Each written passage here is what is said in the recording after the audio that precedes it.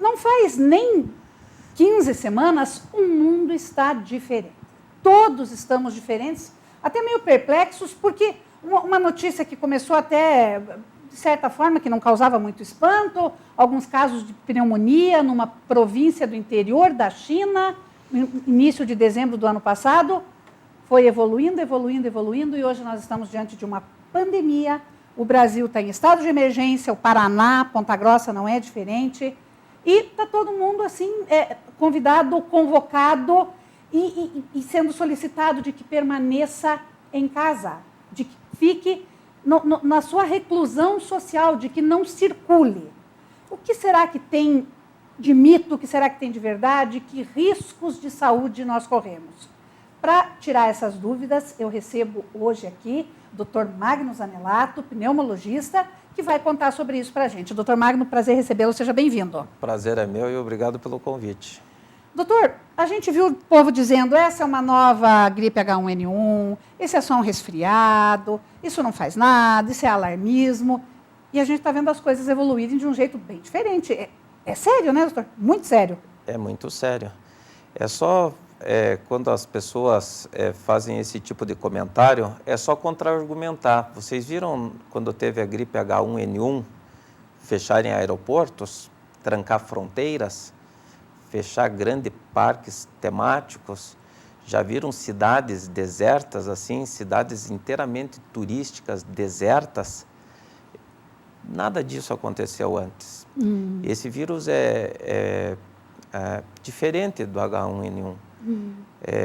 Causa os mesmos sintomas, por isso é muito difícil diferenciar uma gripe comum, uma gripe H1N1 e os sintomas do coronavírus são muito idênticos. O que vai acabar diferenciando vai ser a evolução e, obviamente, a confirmação do diagnóstico da presença do patógeno, né, do vírus nesse indivíduo.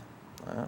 E porque no começo, né, como eu falei, eles viram ali uma pneumonia diferente que apareceu na China, aí daqui a pouco eles descobriram, no final, ali na virada de 2020, essa nova cepa aí do coronavírus, né, essa variedade dele, e aí a coisa foi de um jeito, quer dizer, daqui a pouco, em 24 ali finalzinho de janeiro, fevereiro, caso da Itália, caso do Brasil, e hoje, assim, rapidíssimo aconteceu tudo isso. Nós deveríamos aprender com o que aconteceu na Ásia e o que está acontecendo na Europa e nos Estados Unidos. Obviamente, saiu de lá e está migrando, está se alastrando, se esparramando essa infecção aí, considerada uma pandemia porque é mundial, né? Só que na Ásia, eles têm muita tecnologia, eles são muito disciplinados, eles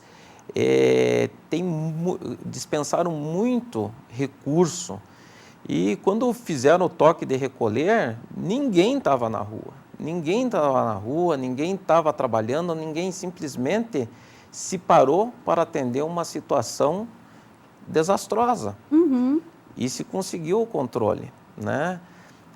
Outros países asiáticos, Singapura, Japão, eles são disciplinados, eles têm recursos.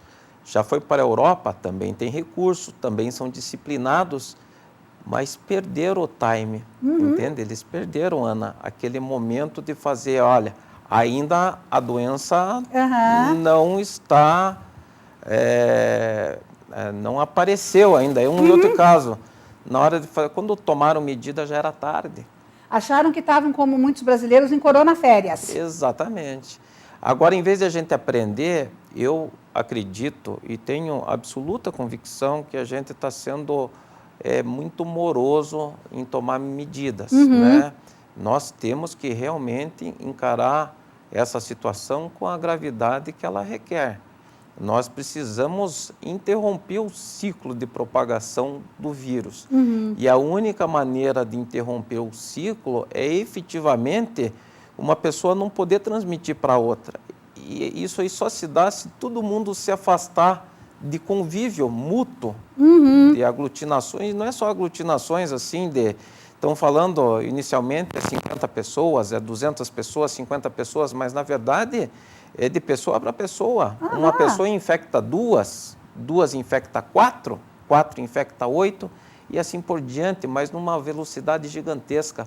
Um vírus extremamente contagioso, né, que sobrevive em algumas superfícies, aí podendo sobreviver até 4 ou 5 dias.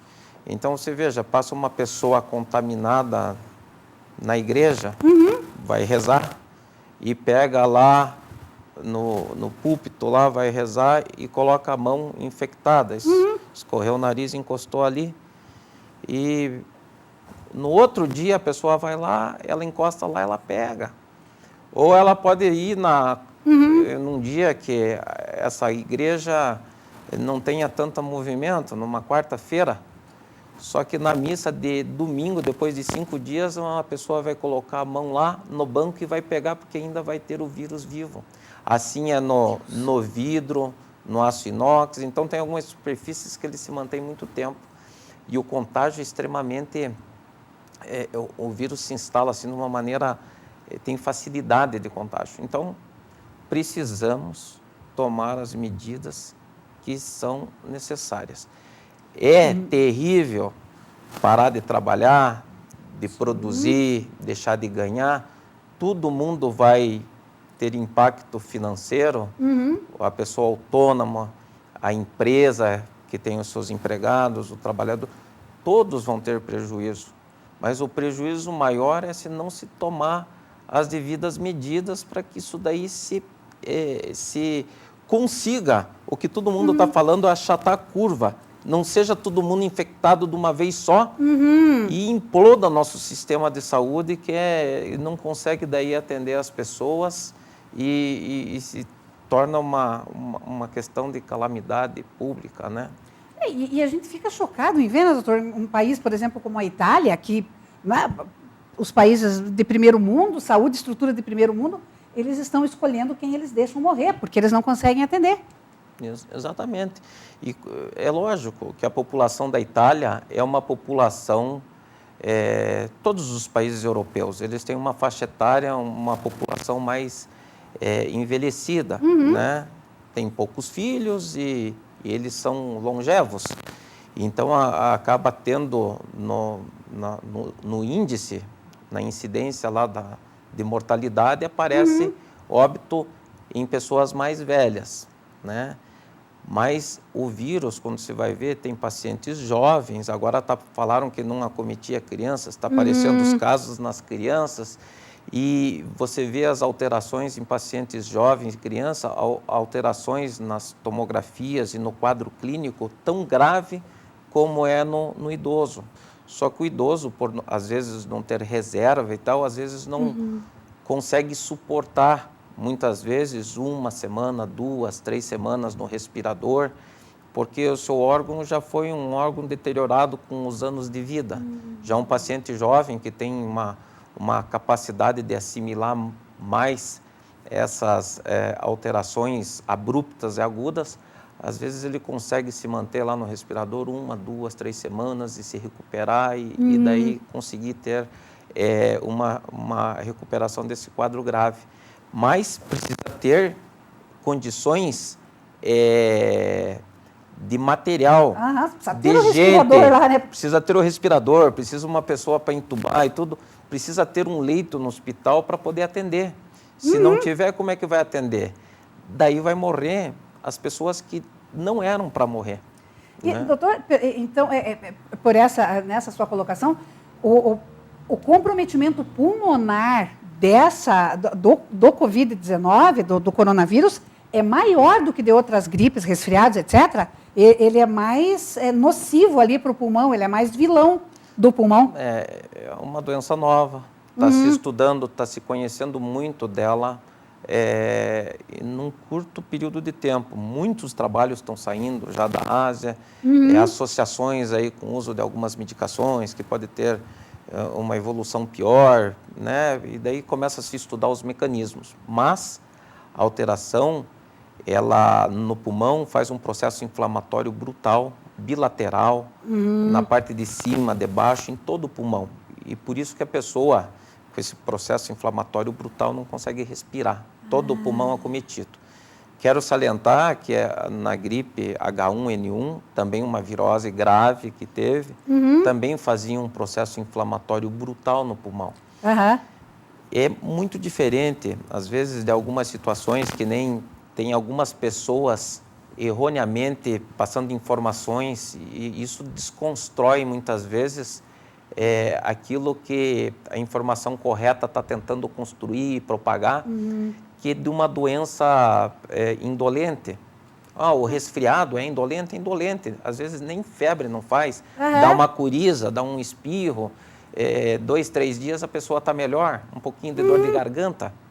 A gripe influenza, ela já é mais intensa, a pessoa já demora 7, 10 dias para se recuperar.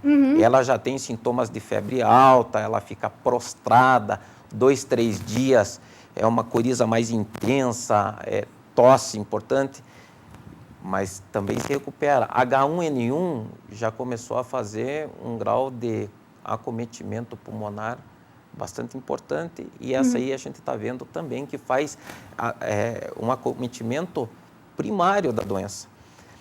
A gripe comum é feita a vacina nos idosos a partir dos 60 anos para você imunizar contra a gripe, que a pessoa gripada ela pode descompensar outros problemas de saúde e daí vir a instalar aí uma sinusite, uma pneumonia, um processo bacteriano secundário e a pessoa acabar falecendo por uma complicação secundária à infecção gripal.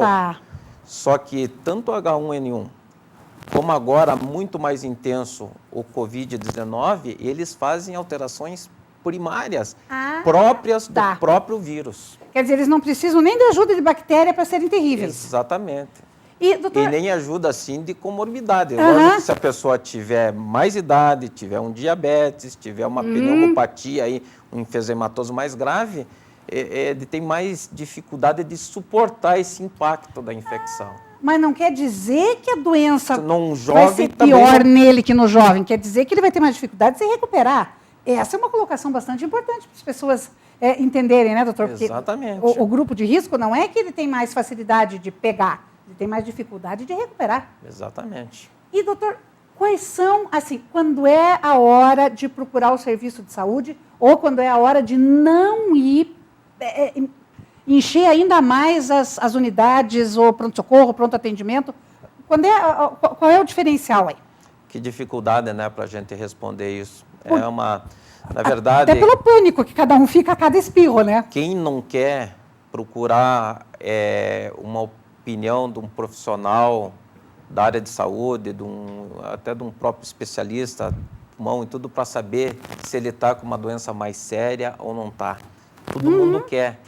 Mas, assim, a gente volta novamente no começo da entrevista aqui. A grande objetivo que temos é afastar o contágio.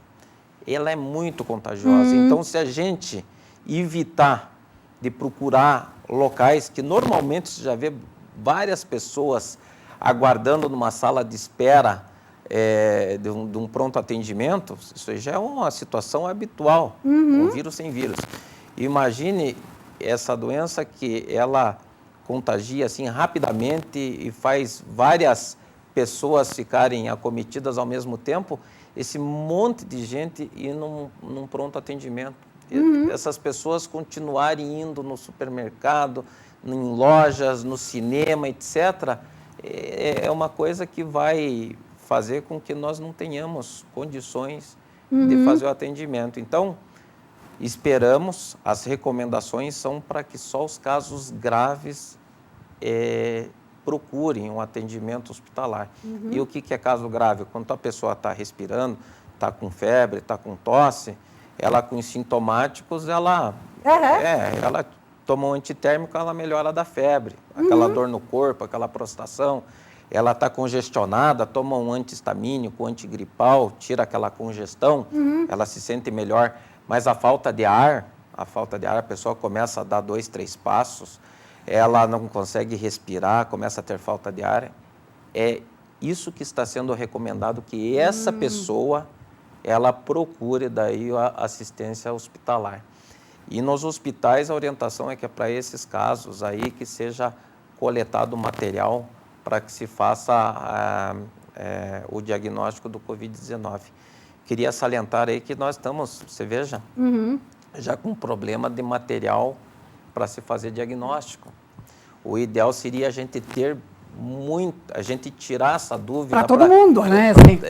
Para a gente poder identificar aonde que, principalmente agora numa fase onde não está assim, você não sabe onde que está. Ponta Grossa, será que tem? Não tem. A gente sabe que tem gente aí com estado gripal, mas o que é gripe H1N1 e qual que é a Covid-19?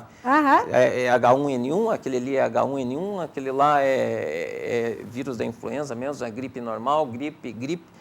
Aquele ali é Covid-19, vamos ver todos os contatos dele, os amigos. Ele foi para o colégio, pega aquele colégio. É isso que a China fez. Eles foram atrás dos casos, pega o caso, isola, pega todos os contatos, faz teste, também tem positivo, isola. Aquele lá também isola. Então vão tirando de circulação essa turma. E a gente, se não tiver como fazer o teste, como é que a gente vai atrás de contatos e isolamentos, etc. Não dá. Tem que isolar todo mundo daqui. Mesmo porque, às vezes, demora aí 2, 3, 4, 5 dias para a pessoa manifestar os sintomas, mas já está transmitindo. Só que se você tirar ela de circulação antes, ela não vai estar transmitindo para as outras pessoas. Doutor, e nesse caso, quer dizer, para quem pode ficar em casa, né, a recomendação, para quem não pode, evitar ao máximo o contato e manter as normas de higiene. Evitar ao máximo o contato, proximidade, né? Então, no começo da entrevista, novamente, nós falamos que às vezes se coloca a mão lá na igreja. Nós vamos falar no corrimão da escada do shopping. Né? Se não tiver alguém limpando lá, a pessoa que deu uma espirrou na mão, colocou a mão no corrimão, deixou o vírus no corrimão. Se não tiver alguém limpando constantemente aquele corrimão, é lógico que alguém vai colocar a mão e vai pegar. Não é de se fechar o shopping? Lógico que tem que se fechar o shopping. O cinema, se alguém senta lá na cadeira do cinema e pega, na próxima sessão a outra pessoa que sentar, colocar a mão lá, vai pegar. Né? Então, o ideal é tirar de circulação. Para a pessoa que está sintomática, lógico que tem que usar máscara, faz barreira. Não vai jogar o vírus em você. Vai tossir, não tem a máscara. Todo mundo está sendo amplamente divulgado, não tossir na mão. Né? Estão falando até no braço, se você é destro, usa a mão direita, né? o braço direito, porque tem menos risco daí quando você... de você encostar aquela primariamente. São tentativas de você pegar e minimizar o contágio. Né? Sempre uma limpeza da mão exaustiva aí, com água e sabão e colocação de álcool gel, álcool. Então, são medidas tentativas, mas nada supera a retirada das pessoas do contágio. E eu acho que isso está sendo muito pouco em termos educacionais, em termos de entendimento das pessoas, entenderem a importância de nós pararmos um pouco. Não porque querem, não porque é gostoso, deixar a situação de ganho de lado, porque o prejuízo, se mantiver pouca responsabilidade em como atuar nisso, vai ser muito pior, com inclusive muitas perdas de vida que não precisariam perder, né? Então, acho que essa aqui é a mensagem que tem que ser tomada.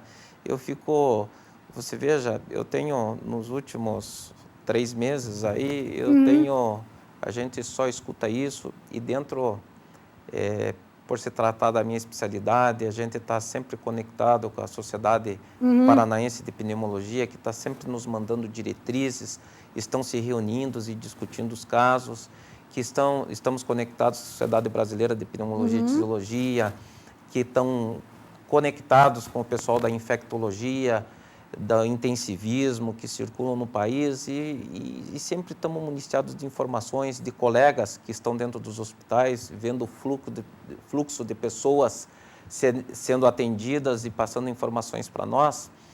E mesmo assim, por causa de desinformações de pessoas, às vezes até colegas médicos que consideram que não é uma infecção tão grave, acaba soltando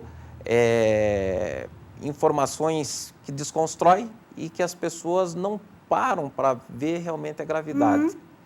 O doutor quer apavorar as pessoas? Não quero apavorar. Conscientizar. Conscientizar. E a conscientização só se vai ter com informação correta. Tem vídeo de médico falando que é patologista e não é nada de patologista, falando que esse vírus do Covid-19 é banal. Beba água quente, beba água fria, beba limão.